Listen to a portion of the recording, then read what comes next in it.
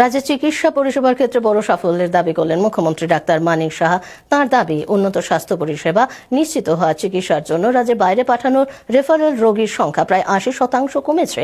শুক্রবার আগরতলায় মণিপাল হাসপাতালের সহযোগিতায় নবনির্মিত cardiac and multi speciality time হাসপাতালের উদ্বোধন করে মুখ্যমন্ত্রী বলেন, স্বল্প খরচে উন্নতমানের চিকিৎসা পৌঁছে দিতে রাজ্য সরকার ধারাবাহিকভাবে স্বাস্থ্য পরিকাঠামো ও পরিষেবার উন্নয়নে কাজ করছে। তিনি জানান, সরকারি প্রতিষ্ঠানের পাশাপাশি বেসরকারি হাসপাতালগুলো যদি উন্নত চিকিৎসা পরিষেবা প্রদানে এগিয়ে আসে তবে সেই উদ্যোগকে সরকার সর্বতোভাবে স্বাগত জানাবে।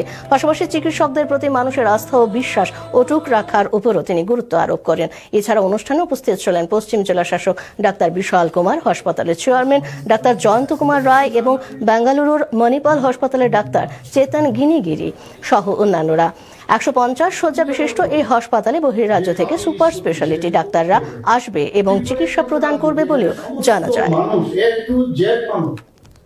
স্বাস্থ্য যে আমাদের ইন্স্যুরেন্স প্রধানমন্ত্রী জন আরোগ্য যোজনা ছিল, বাকি লোক যারা আছেন সাপোজ 7 লাখ ফ্যামিলি রয়েছে, তাদেরকে আমরা মুখ্যমন্ত্রী জন আরোগ্য যোজনা, যেখানে মানে সারা ত্রিপুরার মানুষ তার মধ্যে এই যোজনার মধ্যে আসাতে আজকে ত্রিপুরা অন্যান্য কোন রাজ্যে হয় ক্যাপিং আছে যে এত টাকা তার ইনকাম থাকতে হবে, আমাদের এখানে কিন্তু সব উঠিয়ে দিয়েছি। এটা আমাদের জন্য অত্যন্ত খুশির বিষয় যে আমরা মানুষকে দিতে পেরেছি আমাদের স্বাস্থ্য সুরক্ষা।